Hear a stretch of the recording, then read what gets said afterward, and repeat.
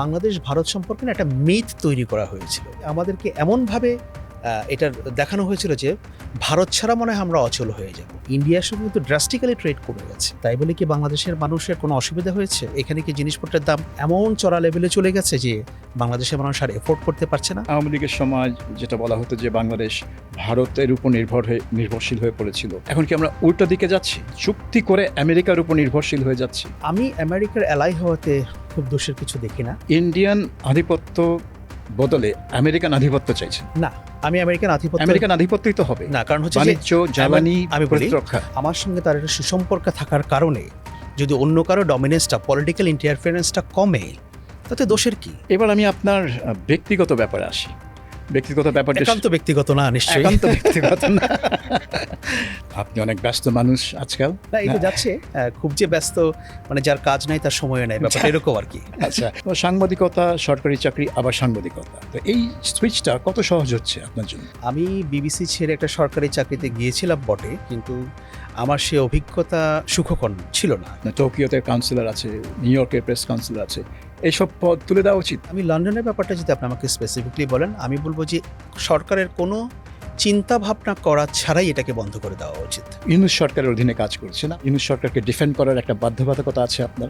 না, একদমই না। ইউনূস সরকার এক্স্যাক্টলি এটা কোনো পলিটিক্যাল আইডিওলজি তারা ধারণ করে না। অনেকে হুমকি দেন যে জুলাই সনদ যদি পাশ না করা হয় তাহলে রাস্তায় আবার রাজপথে আন্দোলন হবে। এটার আমি খুব বেশি সম্ভাবনা দেখি না।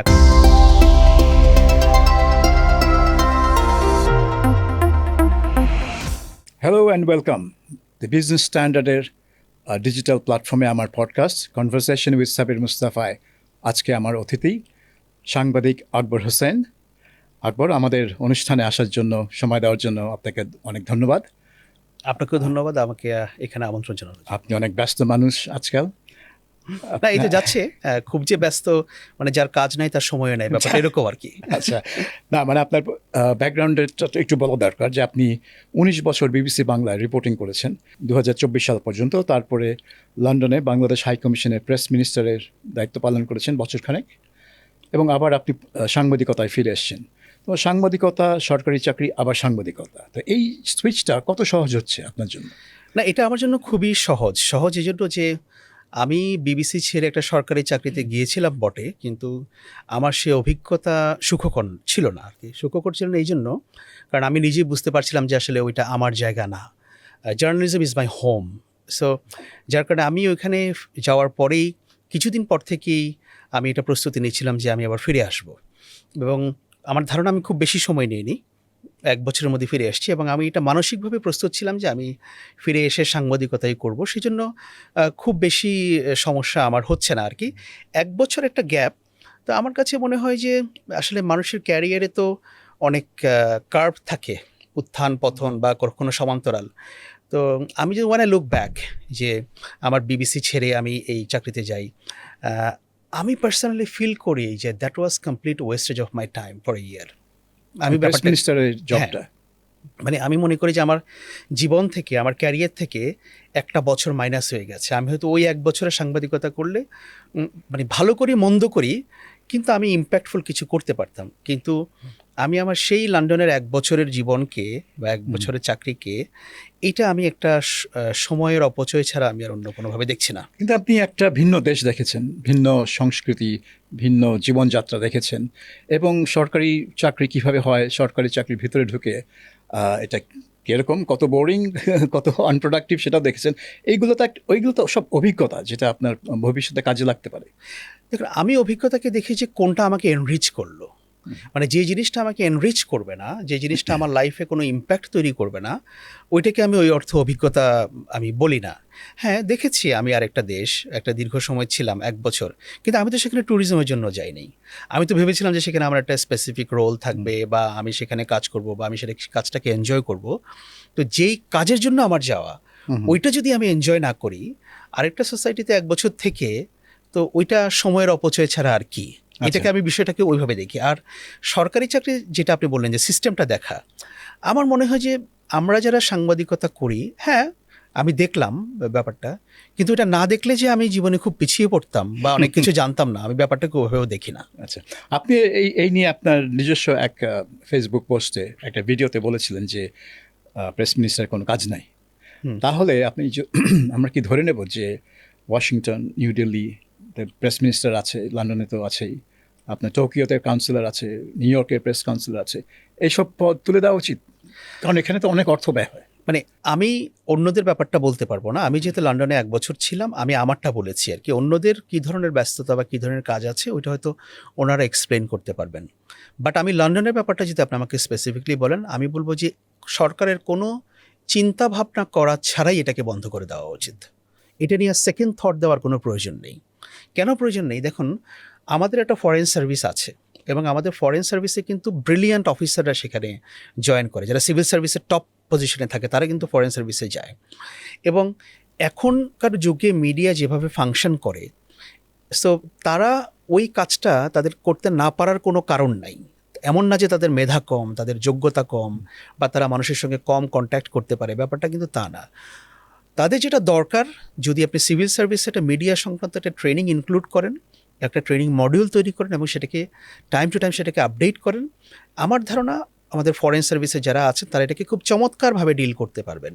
এবং এইটা আসলে কোনো একটা ফুল টাইম জবও না মিনিস্টার প্রেস, এটা হওয়া উচিত না। এবং আমি মনে করতে পারি যে এটা একটা অ্যাডিশনাল ডিউটি হতে পারে। আপনি অনেক কাজ করছেন, তার পাশাপাশি এটা কাজ করছেন, দ্যাটস ইট। লন্ডনে যদি এই অবস্থা হয়, যেখানে প্রেস মিনিস্টারের অনেক কাজ আছে বলে বাইরের থেকে ধারণা করা হয়, তাহলে ওয়াশিংটনে তো অবস্থা আরও করুণ হওয়ার কথা। তো যাই হোক, আমি অন্য একটা মানে সম্পৃক্ত বিষয়, যে আপনি প্রেস মিনিস্টার হাই কমিশনে থাকা মানে সরকারের নীতি, সরকারের কর্মকাণ্ডকে প্রমোট করা। মানে আপনার ওই যেই দেশে আপনি আছেন, যেই দেশে আপনার হাই কমিশন, তো এখন আপনি সরকারি চাকরি ছেড়ে দিয়েছেন, কিন্তু যেহেতু আপনি এই ইউনূস সরকারের অধীনে কাজ করছেন, আপনি কি মনে করেন যে এখন আপনার সাংবাদিকতায় আপনি যখন সাক্ষাৎকার দিচ্ছেন বা যখন কোনো ইস্যু নিয়ে কথা বলছেন, তখন ইউনূস সরকারের কর্মকাণ্ড, যেগুলোর কিছু কিছু নিয়ে তো বেশ বিতর্ক আছে, সেখানে আপনার ইউনূস সরকারকে ডিফেন্ড করার একটা বাধ্যবাধকতা আছে আপনার? না, একদমই না সেটা। কারণ আমার বাধ্যবাধকতা না, কারণ ইউনূস সরকার is not a school of thought in Bangladesh. Yunus সরকার এক্স্যাক্টলি এটা কোনো পলিটিক্যাল আইডিওলজি তারা ধারণ করে না। যেন মেইন স্ট্রিম পলিটিক্যাল আইডিওলজি বলতে বাংলাদেশে যেগুলো বুঝি, হ্যাঁ, দ্য ইন্টারিম গভর্নমেন্ট আসলে সেরকম কিছু না। একটা সময়ের প্রয়োজনে তারা এসেছিল, তাদের কিছু রোল ছিল, সেই রোলটা তারা কিছুটা করতে পেরেছে, অনেক কিছু তারা করতে পারে নাই। হ্যাঁ, they couldn't do many things, that doesn't necessarily mean that they didn't do anything. So আমি ব্যাপারটাকে ওইভাবে দেখি এবং আমার কোনো বাধ্যবাধকতাও নাই যে ওনাদেরকে ডিফেন্ড করতে হবে। ওনাদের যখন একটা সিস্টেমে যখন কাজ করবে, অনেকেই কাজ করে, আমার একটা স্পেসিফিক রোল ছিল এবং আমি কোনো সরকারের পলিসি ডিসিশনের সঙ্গে জড়িত ছিলাম না, আমার সে ক্ষমতাও ছিল না এবং আমি কেন্দ্র থেকে দূরে ছিলাম। So why should I defend এই যে প্রিভিয়াস গভর্নমেন্ট? কারণ একটা সরকার অনেক ভালো সিদ্ধান্ত নিতে পারবে, অনেক খারাপ সিদ্ধান্তও নেয়। হ্যাঁ, আমি মনে করি না যে কোনো সরকার ইচ্ছাকৃতভাবে খারাপ সিদ্ধান্ত নেয়, কিন্তু তারা অনেক সিদ্ধান্ত নিতে পারে না, বা যেটাকে মনে হতে পারে যেটা খারাপ সিদ্ধান্ত। সো যারা সিদ্ধান্ত নিয়েছে এটা তাদের ব্যাপার, সেখানে আমার কোনো রোল যে আমি তাদেরকে ডিফেন্ড করতে হবে সেরকম কোনো বাধ্যবাধকতা বা নৈতিক বাধ্যবাধকতা আমার নাই এবং আমি সেটা ফিলও করি না। তাহলে একটা বিষয় বেছে নিই, মেবি দুইটা বিষয়। একটা হচ্ছে জুলাই সনদ। কারণ জুলাই সনদটা ছিল ইউনূস সরকারের একটা প্রজেক্ট, যেটার জন্য দুইটা দল, এনসিপি এবং জামাত ইসলামী, জোর প্রচারণা চালিয়েছে এবং চাপ দিয়েছে যেন নির্বাচনের আগেই এটা বাস্তবায়ন করা হয়। কিন্তু ওখানে কোনো রাজনৈতিক ঐক্যমত্য ছিল না নির্বাচন আগে বাস্তবায়ন করার জন্য। এখন ইউনূস সরকার একটা কৌশল অবলম্বন করলেন, যে সাধারণত যা হয়, একটা রিফর্ম কমিশন গঠন করা হয়, যেটা আগেও হয়েছে বাংলাদেশে, এবং তার প্রস্তাবনাগুলো সংসদের কাছে দেওয়া হয় বিবেচনার জন্য। সংসদ তখন আলোচনা করে কোনটা পাশ করবে, কোনটা পাশ করবে না, এটা তাদের ব্যাপার।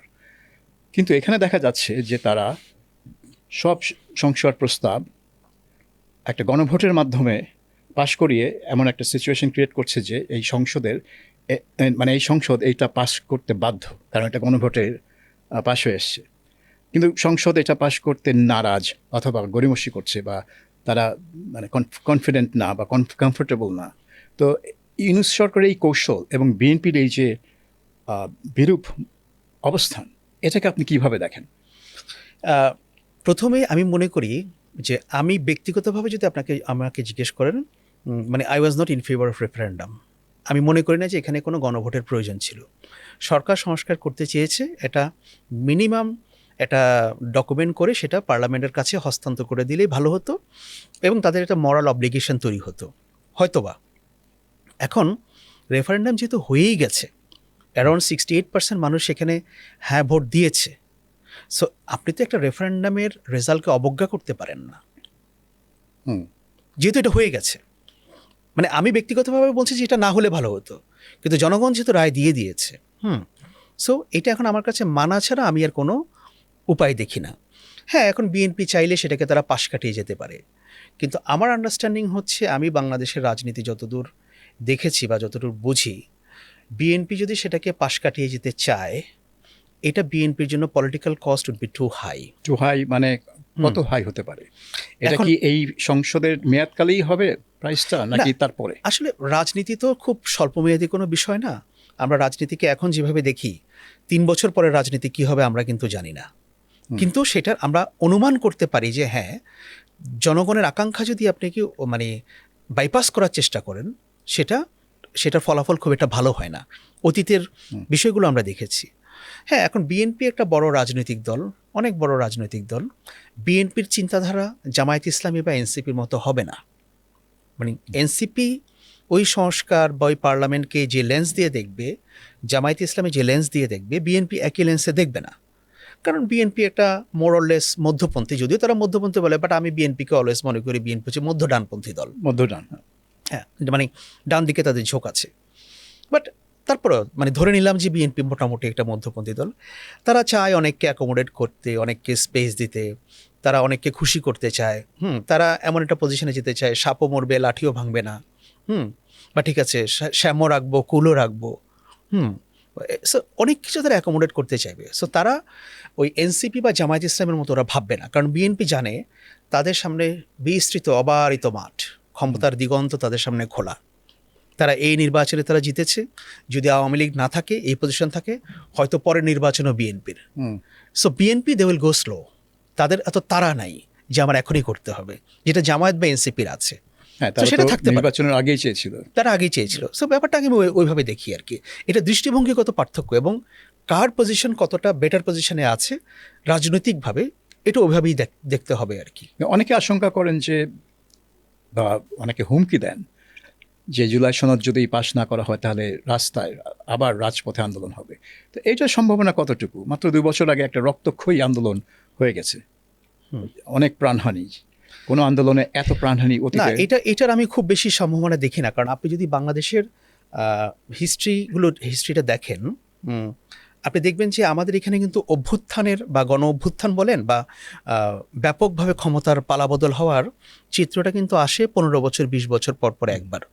ধরেন 75-এর একবারটা পট পরিবর্তনের পর পরবর্তীতে গণ অভ্যুত্থানটা হলে কিন্তু 1990, 15 বছর। আবার 1990 সালে গণ অভ্যুত্থান হওয়ার পর 2006, দেখেন আবার 15 বছর, যেখানে মিলিটারি হস্তক্ষেপ করলো। কারণ যাই হোক না কেন, কিন্তু ক্ষমতার একটা পালাবদল হয়েছে। এরপর 2006 হওয়ার পর আবার আসলো 18 বছর পর, না? সো আপনি দেখবেন যে টাইম ফ্রেমটা কিন্তু এরকম 15, 16, 17। একটা জাতির জীবনে গণ অভ্যুত্থান সবসময় হবে না, এবং গণ অভ্যুত্থানের হুমকি দিয়ে সবসময় লাভও নেই। মানুষ দেখতে চাইবে, মানুষের হয় কি, মানুষ ততক্ষণ পর্যন্ত গণ অভ্যুত্থানে মানুষ পার্টিসিপেট করে না বা করবে না যতক্ষণ পর্যন্ত ওইটা তাকে পার্সোনালি অ্যাটাক না করবে, তার গায়ের উপরে এসে না উঠবে। ধরুন সংস্কার বা এগুলো কিন্তু আমাদের ডে টু ডে চাহিদা না। এটা মানে মানে হ্যাঁ, রুটি রুজির ব্যাপার না। এটা আমার রুচির ব্যাপার না। এটা আমাকে ধরে পুলিশ কারাগারে ভরে দিলে সেটার ব্যাপার না। এগুলোর প্রভাব হয়তো দীর্ঘমেয়াদী। মানুষ হয়তো একটা সময় রিয়েলাইজ করবে যে ওকে, বিএনপি করে নাই, তাহলে আমি বিএনপিকে কেন ভোট দেবো, বা বিএনপি করেছে আমি বিএনপিকে ভোট দিব। সো আর আমি বলি কি জানেন, যে ক্ষমতার একটা আলাদা চরিত্র আছে। আজকে ধরেন বিএনপি যেটা করছে, কারণ এই যে আমি বললাম যে বিএনপি তার সামনে একটা সুদূর প্রসারী সম্ভাবনা দেখতে পাচ্ছে। একই পজিশনে যদি জামায়াত ইসলামী থাকতো, জামায়াতও তাই করতো আমার ধারণা। মানে এখানে যেটা বোঝা যাচ্ছে যে রুটি রুজির ব্যাপার না, সাংবিধানিক সংস্কার, এই জন্য এগুলা সংসদের ব্যাপার। এটা কোনো কমিশনের ব্যাপার না। একটা কমিশন ঠিক করলো এতগুলা সংস্কার, আরেকটা কমিশন ঠিক করলো যে ওগুলার কোনগুলা গণভোটে যাবে। এখন গণভোট হয় সাধারণত মানে পার্লামেন্টের সিদ্ধান্তের পর, তার আগে না। যাই হোক, এখানে ঘোরার আগে গাড়িটা বসিয়ে দিয়েছেন মোহাম্মদ ইউনূস, এবং এটা উনি অ্যাকোমোডেট করার জটিলতা সেখানে আমার ধারণা যে উনি অ্যাকোমোডেট করার চেষ্টা করেছেন। আপনি জানেন যে 91-এর গণভোট বাংলাদেশে কোন প্রেক্ষাপটে হয়েছিল, তখনও কিন্তু ওটা সংশোধনী পাশ হওয়ার পর ওটা গণভোটে গেছে। হ্যাঁ পাশে, কিন্তু ব্যাপারটা হচ্ছিল তখনও কিন্তু একটা পরিস্থিতি তৈরি হয়েছিল যে পার্লামেন্টারি ডেমোক্রেসিতে ফিরে যাবে কিনা, এটা ডিলে হচ্ছিল, ওই প্রেক্ষাপটটা ছিল তখন। এবং ওটা শুধুমাত্র গণভোটে গেছে কারণ সংবিধানে তখন ওই ধরনের পরিবর্তনের ক্ষেত্রে গণভোটের বিধান ছিল, বাধ্যবাধকতা ছিল, সেই জন্য গণভোটে গেছে। আর 2015 সালে কি না 11 সালে যেই পঞ্চদশ সংশোধনী, হ্যাঁ সেটার মাধ্যমে তো গণভোটের বিধানই বাতিল করে দিয়েছে।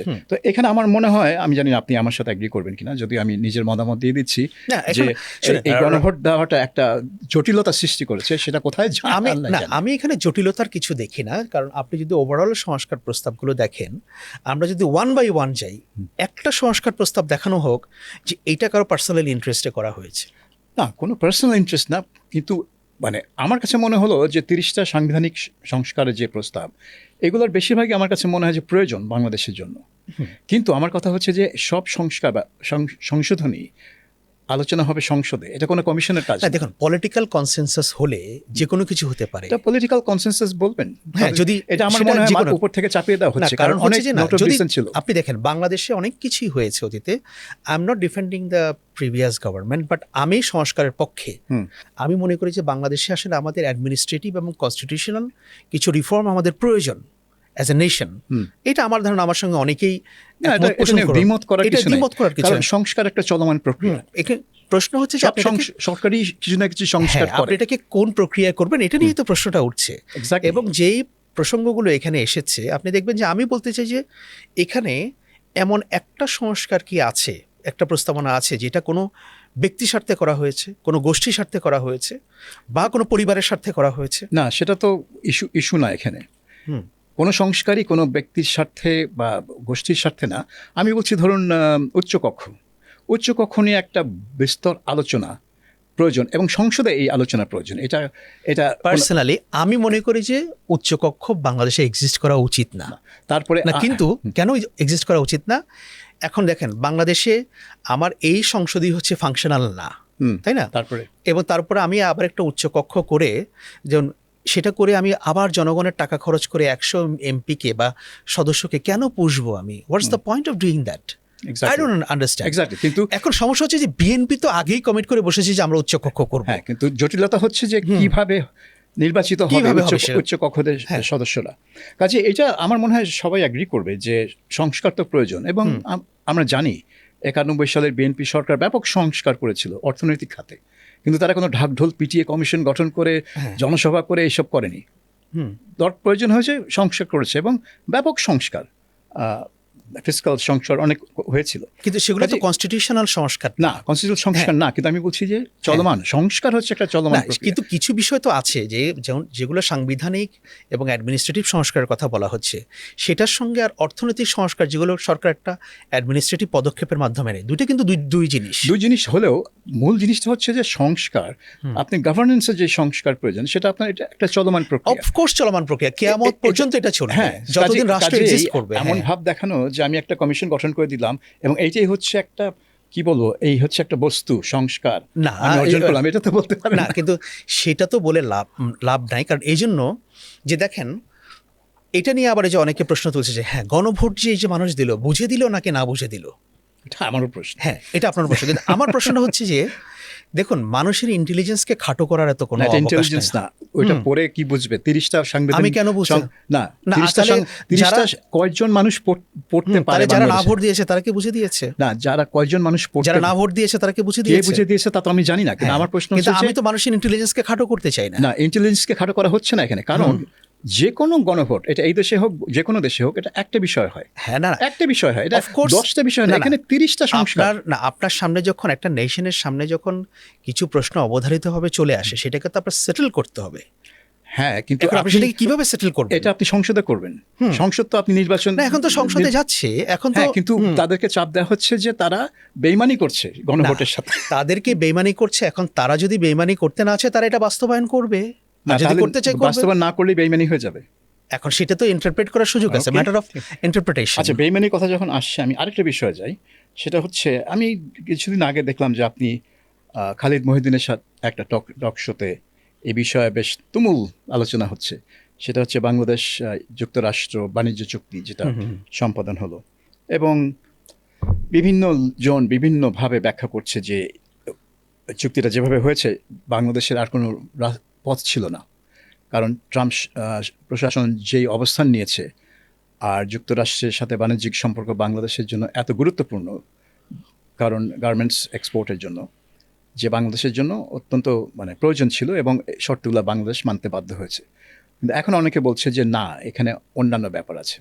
তো যাই হোক, সেগুলো টেকনিক্যাল বিষয়। ওই সুপ্রিম কোর্ট ট্রাম্পের যেই রেসিপ্রোকাল ট্যারিফ সেগুলো অবৈধ ঘোষণা করেছে, অর্থাৎ বাংলাদেশের উপর যে 19% রেসিপ্রোকাল ট্যারিফ আরোপ করেছিল ট্রাম্প, সেটাও অবৈধ, এবং সেটার ভিত্তিতেই ওটার আলোকেই এই চুক্তিটা হয়েছে। কাজে এই চুক্তিটাকে চ্যালেঞ্জ করার অনেক রাস্তা আছে, বাট ওগুলা বিষয়ে যাচ্ছি না। আপনি যেটা বলছিলেন যে এই চুক্তি বাংলাদেশের প্রয়োজন, কারণ বাংলাদেশের, আমি যা বুঝলাম যে আমেরিকার মিত্র হওয়া বাংলাদেশের জন্য প্রয়োজন, কারণ ভারতেরকে ব্যালেন্স করার জন্য। আপনি ভারতের নাম মুখে আনেননি, কিন্তু যেহেতু আপনি বলেছেন বড় প্রতিবেশী, বাংলাদেশের একটাই বড় প্রতিবেশী আছে, কাজেই এই জার্গনটা আমি করলাম যে মিয়ানমারের সঙ্গে আমাদের ইস্যু আছে। মিয়ানমার বড় প্রতিবেশী না, ইস্যু আছে, আমি বলছি ইস্যু আছে, কিন্তু সে বড় প্রতিবেশী না, সে নিজেই এখন ত্রাহি অবস্থার মধ্যে আছে। বাংলাদেশের অনেক গুরুত্বপূর্ণ ইস্যুস কিন্তু সে বড় প্রতিবেশী না, বড় প্রতিবেশী ভারত।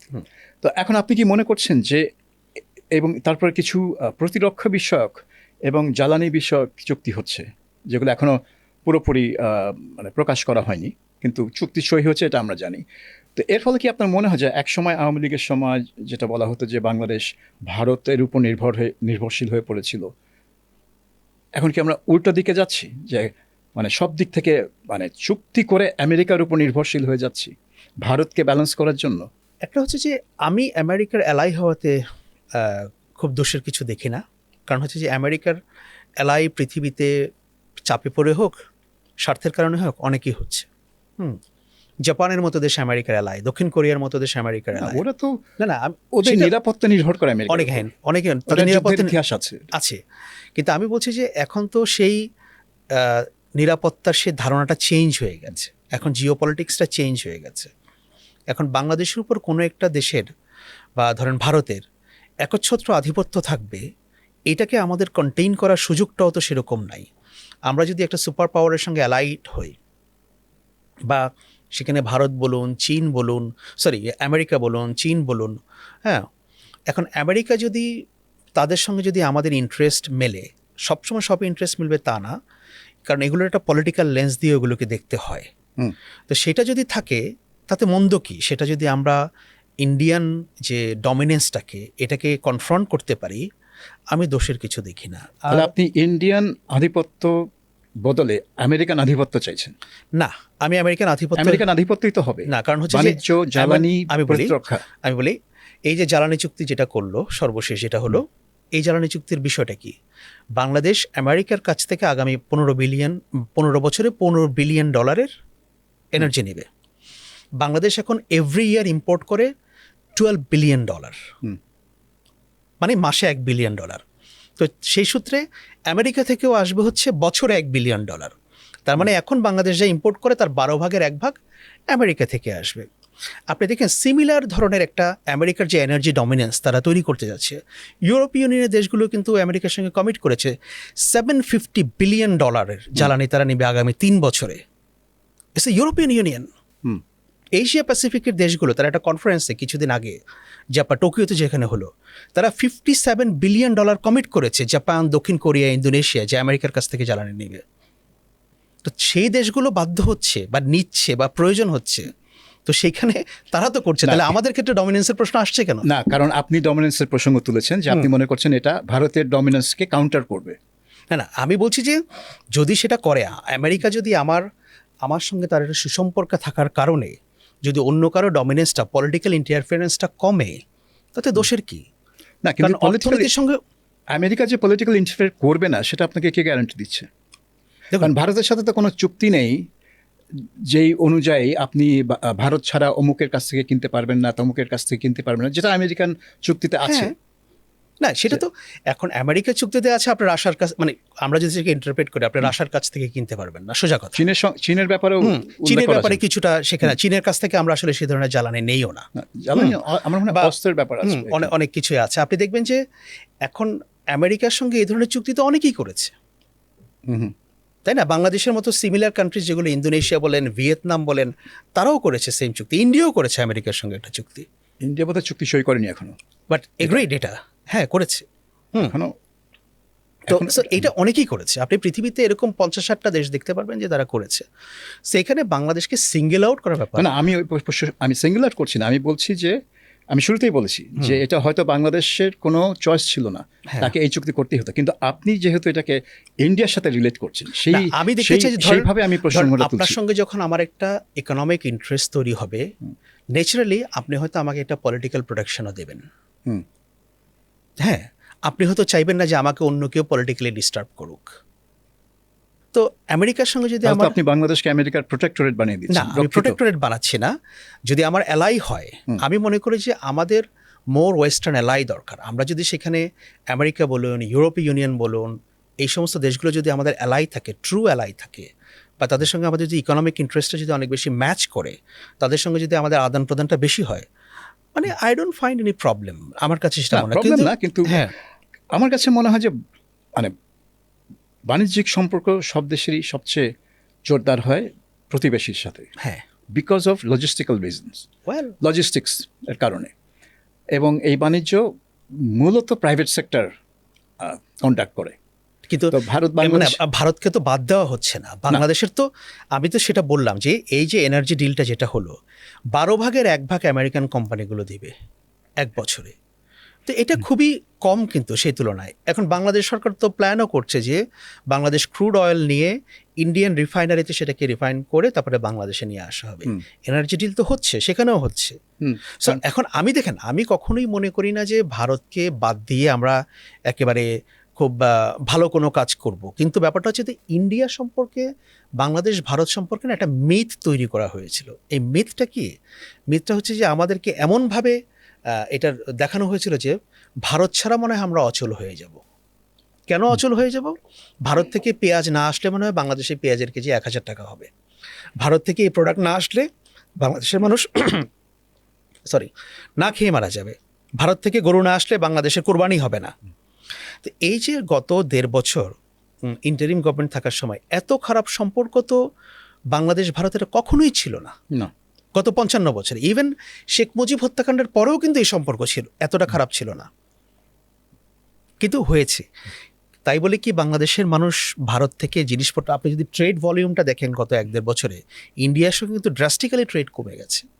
তাই বলে কি বাংলাদেশের মানুষের কোনো অসুবিধা হয়েছে? এখানে কি জিনিসপত্রের দাম এমন চড়া লেভেলে চলে গেছে যে বাংলাদেশের মানুষ আর এফোর্ড করতে পারছে না? কিন্তু ওই যে একটা মিথ তৈরি করা হয়েছে, ওই মিথটা ভেঙে গেছে। ঠিক আছে, আপনি যদি মনে করেন যে মিথ ভেঙে গেছে তাহলে তো ভালোই, মিথ ভেঙে গেছে। কিন্তু আমার মনে হয় না যে ভারত বাংলাদেশের বাণিজ্যের মূল আইটেমগুলা সেগুলা খুব একটা এফেক্টেড হয়েছে, কারণ সেগুলো হচ্ছে কাঁচামাল বা শিল্পের কাঁচামাল। তো সেগুলা আমার মনে হয় না আমদানি খুব একটা কমেছে এই গত 2 বছরে। অনেক কিছুর মধ্যেই কমেছে আপনি যদি ওভারঅল বাণিজ্যিক সম্পর্কটা দেখেন আর কি। তবে মানে বাংলাদেশ থেকে ভারতের লোক যাওয়া অনেক কমেছে, বিকজ তারা ভিসা দেওয়া বন্ধ করে দিয়েছে। যে মানে যে কোনো প্রতিবেশীর সঙ্গে ইন্টারেস্টটা কিন্তু ইন্টারেস্ট অফ এটা কি বলে, একটু মিউচুয়াল ইন্টারেস্ট। হ্যাঁ, আপনি দেখেন যে ব্রিটেন এবং ফ্রান্সের মধ্যে যে সম্পর্ক, না আমরা যদি 50 বছর বা 60 বছর আগে যাই, কি সম্পর্ক ছিল? কিন্তু তারা তো অনেক কোঅপারেশন করছে এখনো। কিন্তু ব্রিটেন এবং ফ্রান্স পরস্পরকে কিন্তু পছন্দ করে না, দেখতে পারে না। হ্যাঁ, আসলে দেখতে পারে না। ভিতরে তো ফ্রান্স তাদের নৌকা দিয়ে এগুলোকে ওই যে ইংলিশ চ্যানেল দিয়ে অভিবাসীদের ব্রিটেনে পাঠিয়ে দেয়, তাই না? এটা তো ব্রিটেনের একটা বড়, ফ্রান্স এটা অ্যালাউ করে। হ্যাঁ, অ্যালাউ করে যে ঢুকো, সবাই ব্রিটেনে ঢুকো। ফ্রান্স নানাভাবে ব্রিটেনকে ডিস্টার্ব করছে, এটা ব্রিটেন মনে করে।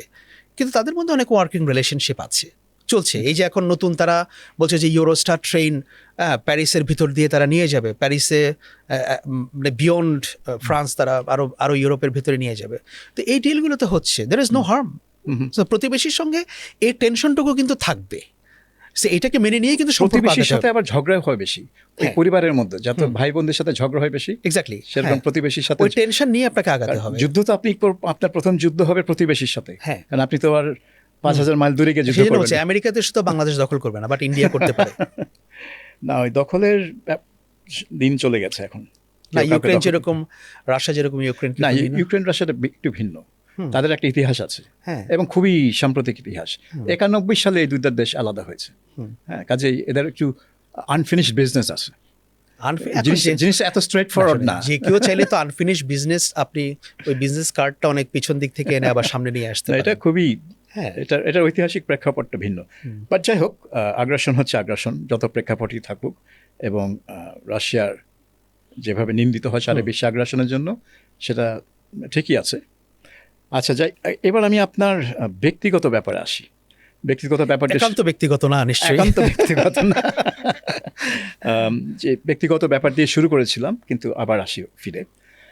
সেটা হচ্ছে যে আপনি এখনো কোনো প্রতিষ্ঠানে যোগ দিচ্ছেন না, আপনি নিজের ফ্রিল্যান্স, মানে এটা হয়তো ফ্রিল্যান্স সাংবাদিকতা, তবে একটা নিজের প্রতিষ্ঠান বা নিজের প্ল্যাটফর্ম তৈরি করে সেখানে কাজ করবেন, এবং সামাজিক মাধ্যমকে আপনি বেছে নিয়েছেন আপনার বাহন হিসেবে। তো বিষয়টা একটু ঝুঁকিপূর্ণ, তাই না? আপনি ঝুঁকিটা নিচ্ছেন কেন?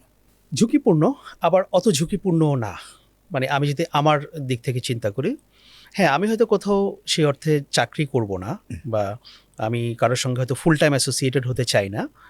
কিন্তু দেখুন, আমি দেখতে চাই যে আমাদের যে ডিজিটাল প্ল্যাটফর্মে জার্নালিজম যেভাবে চেঞ্জ হয়ে গেছে, এই যে আপনি এবং আমি এখন যে কথা বলছি, এটাই যে দ্য বিজনেস স্ট্যান্ডার্ডের ওয়েবসাইটে ঢুকে কয়জন লোক দেখবে আপনি আমাকে বলুন? এটার মেইন ড্রাইভার হবে হচ্ছে ফেসবুক এবং ইউটিউবে লোকে দেখবে। এবং আপনি সেটা বিজনেস স্ট্যান্ডার্ডেই কাজ করেন, বিবিসিতেই কাজ করেন, প্রথম আলোতে করেন, যমুনায় করেন, যেখানেই করেন, আপনি কন্টেন্ট করছেন, কন্টেন্টটা মানুষের কাছে পৌঁছচ্ছে থ্রু ফেসবুক এবং ইউটিউব। যদি if you do not use social media platform, simply you don't exist. আপনার প্রতিষ্ঠান এক্সিস্ট করে না, কেউ আপনাকে চিনবে না। তা আমি ভাবলাম যে আমি যেখানেই কাজ করি, তো সেই তো প্ল্যাটফর্ম তো ওটাই, তাহলে আমি আমার আইডিয়াসগুলো আমি আমার প্ল্যাটফর্মে কেন কাজে লাগাবো না? আমি একটু চেষ্টা করে দেখতে চাই। এবং আমার মনে হয় যে ফিউচার হবে বাংলাদেশের বিভিন্ন জায়গায়, এবং বাংলাদেশেও আমার ধারণা যে প্রোফাইল বেসড জার্নালিস্টদের প্ল্যাটফর্মগুলো সামনের দিনগুলোতে অনেক বেশি ক্রেডিবল হয়ে উঠবে। ক্রেডিবল, এই শব্দটাই আসছিলাম। হ্যাঁ। যে মূলধারার গণমাধ্যমের যেই মানে গ্রহণযোগ্যতা এবং বিশ্বাসযোগ্যতা আছে, সেটা সামাজিক মাধ্যমে এখনো অর্জন করেনি। সামাজিক মাধ্যমে এখনো অনেক কিছু ঘোরাফেরা করে, যেগুলো নিয়ে মানুষের সংশয় আছে, যেগুলা উস্কে দেওয়ার জন্যই করা হয়, এবং অনেক সময় উস্কেও দেয়, বা উস্কে দেওয়ার উদ্দেশ্য করে একটা ঘটনা হয়। অর্থাৎ এটা মানে মূলধারার যেই গণমাধ্যম, নিউজ পেপার, টেলিভিশন, রেডিও, তার মতো না। তো এটা কিভাবে মানে ম্যানেজ করবেন? সেই জন্য আমি বলছি যে আমরা কিন্তু সাংবাদিকতার কথা বলছি। আমি যে কন্টেন্ট করব, আমার ল্যাঙ্গুয়েজ কিন্তু একজন অ্যাক্টিভিস্টের মতো হবে না, আমার ল্যাঙ্গুয়েজটা হবে জার্নালিস্টিক, তাই না? আমাদের সাংবাদিকতার একটা ভাষা আছে, একটা এডিটোরিয়াল এথিক্স আছে। আর আমি যেহেতু দীর্ঘ সময়ে বিবিসিতে কাজ করেছি, আপনি আমার ম্যানেজার ছিলেন বহু বছর, ইনফ্যাক্ট আপনি আমাকে রিক্রুট করেছিলেন। অ্যাবসলিউটলি। সো সেই ট্রেনিংটা আমার ধারণা আমি বিবিসিতে সেই পরীক্ষায় উত্তীর্ণ হয়ে এসছি কিছুটা হলেও। 19 বছর ছিলেন নিশ্চয়ই। হ্যাঁ, তো সেইটা তো আমার আছে। আমি তো সেই ট্রেনিংটা আমার প্ল্যাটফর্মগুলোকে এনরিচ করার জন্য আমি কাজে লাগাতে পারবো। এখন যারা ধরুন সোশ্যাল মিডিয়াকে ইউজ করবে মানে হেইট স্পিচকে স্প্রেড করার জন্য বা হেইট ক্রাইম করার জন্য, ওইটা তো সাংবাদিকতা না। আমরা সাংবাদিকতা করতে চাই সোশ্যাল মিডিয়াকে প্ল্যাটফর্ম হিসেবে ব্যবহার করে, যাতে মানুষ বুঝতে পারে যে না, জার্নালিজম এবং অ্যাক্টিভিজমের মধ্যে তফাৎটা আছে, যে ল্যাঙ্গুয়েজগুলো ডিফারেন্ট হতে পারে। আর আমার কাছে মনে হয়েছে যে আমরা যদি এগুলোকে সামনে না আসি, ওই যে যারা হেট স্পিচ ছড়াবে বা এই জায়গাগুলো করবে, তা এই প্ল্যাটফর্মগুলো তারা দখল করে নেবে। কারণ মানুষ মনে করে আপনি মেইন স্ট্রিম মিডিয়া থেকে বা সোকল মেইন স্ট্রিম মিডিয়া থেকে তারা এগুলো পাচ্ছে না। The so called mainstream media they are losing their trust. এটা একটা বড় রিজন। সো আমি যে জন্য বলছি যে প্রোফাইল বেসড সাংবাদিকদের একটা কদর হয়তো আগামী 5-7-10 বছরের মধ্যে আপনি দেখবেন। ধরুন বাংলাদেশে যদি 50 জন প্রোফাইল বেসড জার্নালিস্ট যারা দাঁড়িয়ে যায় তাদের প্ল্যাটফর্ম নিয়ে, তখন কিন্তু দেখবেন যে মানুষ এই যে সোকল মেইন স্ট্রিম মিডিয়া থেকে তারা মুখ ফিরিয়ে ওদিকে চলে যাবে, কারণ সেখানে তো আপনার ফ্রিডম বেশি। আপনি তো চাইলে ওই কে জমি দখল করছে সেটা নিয়ে কথা বলতে পারবেন, কিন্তু আপনি তো মেইন স্ট্রিম মিডিয়াতে কাজ করলে, ধরেন আপনি এক্স মিডিয়াতে কাজ করছেন, ওয়াই মিডিয়া আপনার বন্ধু, তা আপনি ওয়াই মিডিয়া জমি দখল করে আর এক্স মিডিয়া হচ্ছে তার বন্ধু, সো আপনি এক্স মিডিয়া তো কোনো কথা বলতে পারবেন না, কারণ আপনার বন্ধু তো জমি দখল করে। কিন্তু আপনি সামাজিক মাধ্যমে সেটা পারবেন, সেটা কারণ আপনি পারবেন। আপনি হচ্ছেন গেট কিপার। হ্যাঁ, না এটা সমস্যা কি, গেট কিপিং এখানে কোনো প্রবলেম আছে বলে আমার মনে হয় না। একটা তো বললাম যে এটা নির্ভর করছে যে আপনি কতটা এডিটোরিয়ালি সলিড। যেহেতু আমাদের ওই ট্রেনিংটা আছে, হয়তো সেই ট্রেনিংটাই শেষ কথা না, হয়তো আমরা আরও নিজেদেরকে আরও সমৃদ্ধ করতে পারি। ধরুন আমি একটা জিনিস নিয়ে আমি সাধারণত যেটা করি যে আমি যখন কোনো কন্টেন্ট তৈরি করার যে ইয়ে করি, আমি ইনফরমেশনগুলো নিয়ে বিভিন্ন লোকজনের সঙ্গে যারা ওই ক্ষেত্রে এক্সপার্ট, আমি তাদের সঙ্গে ডিসকাস করি যে এটা আমি করলাম, এটা ঠিক আছে কিনা। সো আমি ওইভাবে চেক করে নিই, এছাড়া তার কোনো ওয়ে নাই। তবে আপনি যে ট্রেনিংয়ের কথা বলছেন, সেটা ট্রেনিংয়ের চেয়ে বড় ব্যাপার হচ্ছে আপনি যে মূল্যবোধ অর্জন করেছেন, যে একটা ওয়ার্ক কালচার, যে একটা সংস্কৃতির মধ্যে দিয়ে আপনি আপনার সাংবাদিকতা গ্রো করেছে বিবিসিতে, সেটাই আপনাকে এই নতুন যাত্রায় একটা বড় সহায়ক হবে। না নিশ্চয়ই, এবং ঝুঁকি তো থাকবেই। দেখেন ঝুঁকি আপনি হয়তো আর্থিকভাবে চিন্তা করলে যে একটা জায়গায় আপনি জব করলে আপনার মাস শেষে অ্যাকাউন্টে আপনার কিছু টাকা আসতো, কিন্তু আমার কাছে মনে হলো যে সব কিছুকে সবসময় চাকরির নিরিখে দেখার সুযোগ নাই। আর বাংলাদেশের এই সোশ্যাল মিডিয়া প্ল্যাটফর্মগুলোর মধ্যেও কিন্তু আপনি অনেক স্প্রেড করার সুযোগ আছে, অনেক ইনকাম করার সুযোগও আছে। আপনি যদি নিজেকে ভালোভাবে দাঁড় করাতে পারেন, এখান থেকে আপনি ইনকাম জেনারেশন হচ্ছে তো, হচ্ছে না তা না। সো এটা হচ্ছে যে ড্রাইভটা আপনি কতদূর নিয়ে যেতে পারবেন। তবে এটা এমন না যে সোশ্যাল মিডিয়া প্ল্যাটফর্মে জার্নালিজম করা, this is not about T20 match or 100 metre দৌড় না, it's a marathon race. Marathon. হ্যাঁ, মানে অনেক ধীরে ধীরে ধীরে ধীরে আপনাকে যেতে হবে। Then you get to know যে আপনার লেভেলটা কোথায়, আপনি কতদূর ডেলিভার করতে পারবেন, আপনাকে অডিয়েন্স কিভাবে নিচ্ছে।